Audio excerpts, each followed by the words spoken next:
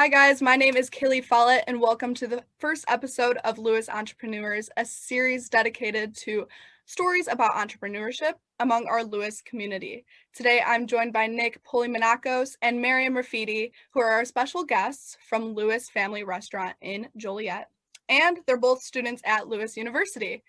The story they have to share will relate to so many of us this year, as we've all needed to make some big changes in our personal and our professional lives. For the sake of the family business, Nick and his brother Michael both put their careers on hold when the pandemic hit to help their father run the family business. With the help of the family, Lewis Family Restaurant went from a sit-down restaurant of 28 years to an innovative drive-through serving quality food and dedicated to the safety of their community. Not only did the pandemic offer an opportunity that turned the restaurant into the fastest drive-thru in Illinois, but it also allowed the family and staff to collaborate on ways to make Lewis stand out among other family restaurants in the area. Mariam not only supported Nick throughout this transition, but also watched it all transpire and is here to share her side of the story. So thank you guys so much for joining us for this first episode. I know that before the pandemic, you guys were not working at the family restaurant. What were you guys doing? What was the plan? Okay. So I actually I started studying engineering originally in college. At some point I decided I really didn't want to do that forever, but I still loved like the numbers. I loved, I guess, the economic side, because eventually economics brought me in. I was going to switch my major there. I worked a few jobs like at Portillo's, and then I worked at the Hollywood Casino in Joliet. But when the pandemic hit, I was kind of still wondering, like, what is my end goal after college? Where am I going to go after this? I was already kind of thinking towards the business side already. And then once we had to come help at the restaurant, that's when it became real. And I thought, okay, running a business is what I love. And after experiencing it for over a year now, it's been an awesome experience for me. And it's definitely solidified that, yeah, I want my major to be business administration, and I want to continue running a business forever after this. Wow, that's really cool. What about you, Mariam? Yeah, I started at Lewis University back in 2018. So I just was working on my education, and then I was moving from job to job. I couldn't really find anything that fit what I wanted to do. So then the pandemic happened. I quit my other job, and then I started working at the restaurant, and I've been happy ever since I've started there. So cool. Was there any hesitation when Nick, your dad, asked you guys to come and help out with the restaurant? I mean, not at all. He ran 28 years essentially by himself. So once he finally needed help at this point, especially since he's gotten a lot older, we had no hesitation to come in. I mean, it's to help our family out anyway. We all eat from the same place. So we really, we were happy to come in, and even for us, it gave an opportunity to take what had been ours as our restaurant and really make it ours for real, where the operations was done by us, and we could make our mark on the place that we called our family business forever. Right, that's awesome. So it really became a family business. You guys came together. That's really cool. So I kind of want you to tell the story, what happened. You said you were at school, you were studying, you didn't really know what you were going to do, and then the pandemic hit. COVID restrictions happened. So how did that all play out? Yeah, I mean, for us, it was a shock, because in a span of maybe 2 weeks, we were hearing, oh, there's a virus coming from China. Nobody knows where it's going. Nobody knows how many cases are in the US yet. And then 2 weeks later, our restaurant shut down. School has canceled for the rest of the semester pretty much. And the whole world was just put on hold. So, I mean, it happened extremely fast, and it was just like a completely abrupt stop. We ended up shutting down for about 40 days, actually, where we had no operations at all. And then at that point, we reopened for to-go. Originally, we planned to just kind of ride it out for the short term, where until we knew more about the pandemic, until we knew more about how easily one of us could catch the virus, we were going to stay to go where we could keep the customers outside. So we would run to every car. It was very disorganized. It was a complete mess, because I mean, we had no setup for it. We were completely out of our league at that point. And really the restaurant as it was could never function like that. But by time, we eventually decided, okay, why not set up a drive-through just to organize all the cars? So our first thought was just put them in one long line instead of in parking spots, just so we can get them in and out a lot faster. And then at some point it turned into buying like loopers where we could run caution tape through to make separate lanes. We bought like a lane splitter to guide them from one way to the other. We bought enter and exit signs. And I mean, from there, everything just kind of like cascaded down where we started rearranging the inside of the restaurant just to actually make to-goes a little bit easier for us. We moved so many tables around and everything else. I mean, it was a complete like step by step. We said, okay, this was a problem. Let's make it more efficient. And it just was 100 different things all together to finally turn it into like an actual professional operation. I mean, there's still a lot of things we got to fix at this point, but we're still working on those at this point too, where we're adding a computer system and things like that. I mean, it's just like a huge transition of how do you take a business that has no modernization and was a sit-down restaurant and turn it into a professional like drive-through. I mean, it took a ton of work and so many different steps, but that's really how it works, is that you just solve problem by problem until you kind of get to a really nice place. Yeah, I love that, because you guys really, I didn't know if you guys faced any difficulties switching to a drive-through, but I mean, obviously you guys did, and you took it and you adapted and adapted and adapted until it was maintainable where you guys are at now, and you guys are still running as just a drive-through, is that right? Yeah, so we were able to open for like 50% dining for a few months now, and for us, it would actually make less business sense to open at 50% than it would to stay with to-go orders only. So even though there's the other major restaurants in the area are completely open at this point, for us, until this is pretty much done, it makes more sense to keep running the drive-through because it's been so successful. That's awesome. And you guys were just sit down 28 years.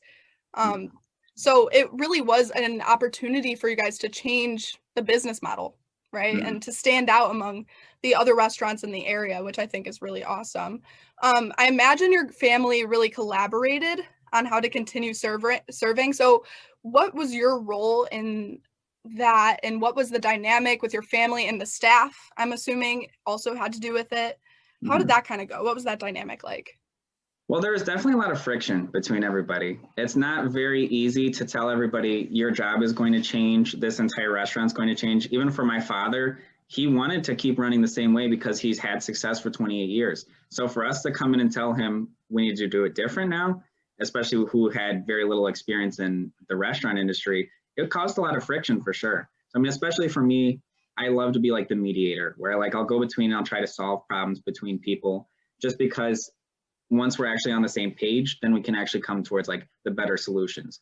Even with the staff and everything, like it's a very difficult process. And I guess we didn't really expect that. We didn't even plan to really become a drive-through. It just kind of happened as we were sitting here and saying, okay, what can we do to stand out? Where we decided every other place is doing curbside pickup all over America. What can we do different? So we decided, okay, let's try to get drive-through speeds with like a fast food style setup, and then try to combine it with like the quality food of a sit down. So we really said, okay, can we like almost create a different style of restaurant where it's a fast food restaurant with sit down food? And for us, it kind of happened that way where we did kind of create a different restaurant than pretty much what's ever been created before. So, I mean, with everything, it was definitely like a very, very frictionful process. But I mean, once we can actually sit down and get together and start like fixing problem by problem, that's where like all the good solutions, all the good ideas really came from. I love your honesty saying that it was intense. It was hard for you guys to collaborate like that. And also I saw that your dad was kind of skeptical of using social media. Like, is this going to work? We've been using word of mouth for so many years. And now without being able to like communicate with other people, right? Word of mouth, we can't really rely on that anymore. So whose idea was that to start making social media accounts? Well, I mean, it was actually in large part Mariam's idea originally, where, I mean, at this point for 20 years, my father's advertisements were like putting a little advertisement in a newspaper on Mondays. That was really all the advertising we had ever done. So at that point, like Mariam was really tasked with setting up the first website, setting up the Facebook page, and really getting everything going from there. We made some like basic advertisements too, and then those ended up being really successful for us, especially early on. So, I mean, it took like, we've had a million iterations of everything from the website. We added like the merchandising and all the online ordering and stuff. But really, once it came down to it, where after she set up the very beginning, that's where we had the idea of, let's really run with this online presence. And at this point, like our online presence is actually very significant in like the operation of the restaurant. where on some days we have more online sales than we do regular sales, which is an insane idea if we're sitting here and saying a year and a half ago there's no online presence whatsoever. Right. So Mariam, how did you start off with this? How did you get word out? And did you also go to other apps? Because I know you guys are using DoorDash and Grubhub. Was that on you, or I'm just wondering? So the DoorDash and delivery was all Nick, but starting off was actually really hard because neither of us like knew what we were doing. I only took one marketing class, and that was like the basic principles of marketing. So I had no idea how to make a website. I have a Facebook, but I don't have like an official business page. So it was all just trial and error, trying to figure out like what to do. I Googled things. I would ask people that I knew for help. But other than that, I kind of just threw something together, and it seemed to work for the most part. So right. Yeah. So your resources were your one marketing class, Google and friends, right? Mm-hmm. Yeah. That's cool. That's cool. I saw on the website, or was it, I don't know, might have been social media account, that you guys are the fastest drive-through in Illinois. Is that true? Fastest drive-through in Joliet is like our little tagline that we've got going right now. Cool. So we actually made a commercial at one point and put it on Facebook. It's like a 30-second commercial of one of our cooks coming through the drive-through, seeing all the different things. There's a shot of like our dog Zeus. We put him in a Lewis Family Restaurant t-shirt and tossed him a chicken tender. And there's this really cool shot of him jumping in the air and catching it.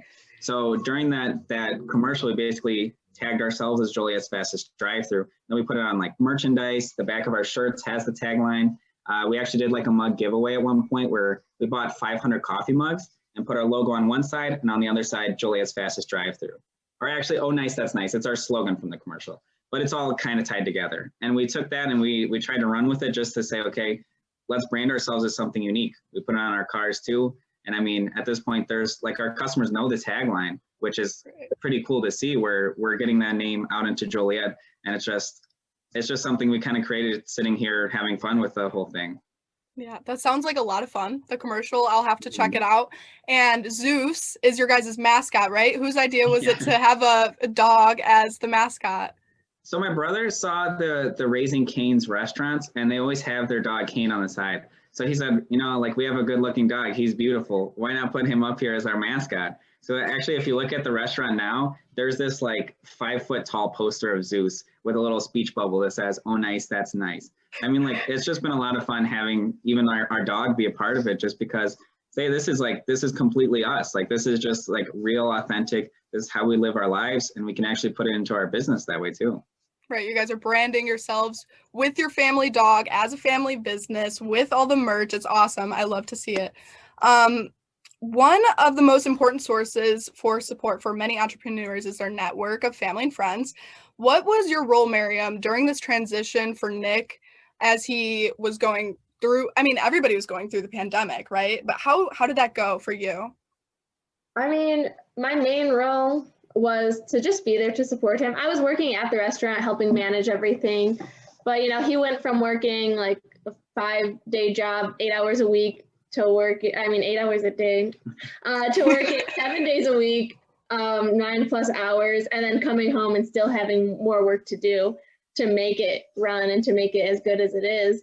So it was just, me having to be there, us leaning on each other, and just having supportive people around you is one of the most important things to have in a situation like this. Yeah, that kind of segues into my next question, which you guys were you had a lot of work in front of you and everything was kind of out of your control. How did you stay motivated throughout this whole transition? Well, motivation is an interesting topic at times. So, I mean, especially having people like Mariam here, who is here every single day with me, who can always keep me going. Say, at times I get frustrated, she can always pick me up. And then even relying on like other family and friends is always so important to just like keeping your head on straight, honestly. Mm-hmm. But then even after that, it's at some point, like I realized, okay, if I want to be successful with this, I just have to do it. It's like every single day there's more problems, there's more work to be done, and I just have to do it. So like you can just really get that thought into your head where of like, if there is something to be done and you have the opportunity, you can solve it and then you can create success out of that. Where, yeah, if I have to just work 10-hour day and then a 10-hour day and then a 10-hour day to get something done, we can reap the rewards after that. And it's going to be worth all the work that we just put in. Yeah. Wow. And that's what grit is, right? A lot of entrepreneurs don't realize it, but you need grit to keep going, to keep pushing and to kind of transform your business. Mariam, as someone who watched this all transpire, what qualities other than grit, which I just mentioned, did you see Nick exhibit and his brother as they pivoted the business? I mean, Nick is just a natural born leader. He's always takes charge. He's always on top of things. You know, he stepped up and he learned so many things that he didn't know before. And anytime he failed, he would try and try again until it was right. And I mean, he's innovative, he's creative, he's done things that, again, he's never done before. And he always finds a solution to any problem that arises. Aw, that's so cute. Nick, did you see anything change within your family? Like any qualities that you saw maybe your dad, your brother, Mariam exhibit during this? I mean, I think it was actually a really interesting process of where once we were all working together, it really brought everybody together too. Where sometimes before, I say, if everyone's on their own doing separate things, yeah, like you're not as close as you are otherwise. But then everybody sat down and said, okay, we're all going to put in a crazy amount of work to make this a success. And everybody has done it. Everybody's fully committed to it. It brought us all together, and it really showed that everybody here had the ability to be so determined and so like smart about all this stuff too, just because there's so many times we could have failed already, and everybody's intelligence and everybody's hard work really carried us through all of that. This was a bonding experience. We love that. Would you guys describe yourselves as entrepreneurs? And has the idea of entrepreneurship changed over the course, your idea of entrepreneurship changed over the course of this last year? What do you guys think? I would definitely consider myself an entrepreneur. I always had the idea of starting my own business at some point, even from when I was a little kid. But I mean, I guess it never became real until the last year. And I guess the biggest difference too is that once it became real, I was really able to do the things that I always like dreamed about doing, where I always thought, okay, if I had control of this, I could solve the situation by doing this.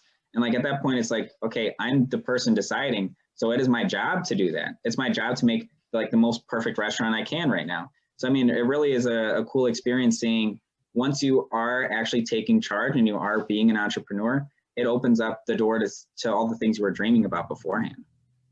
Right. And you're taking the risk, but you're putting in all that self-determination. You have to do it yourself. Otherwise, what is there? And you want that success. So that's awesome. And what would you say, Mariam? Do you see yourself as an entrepreneur?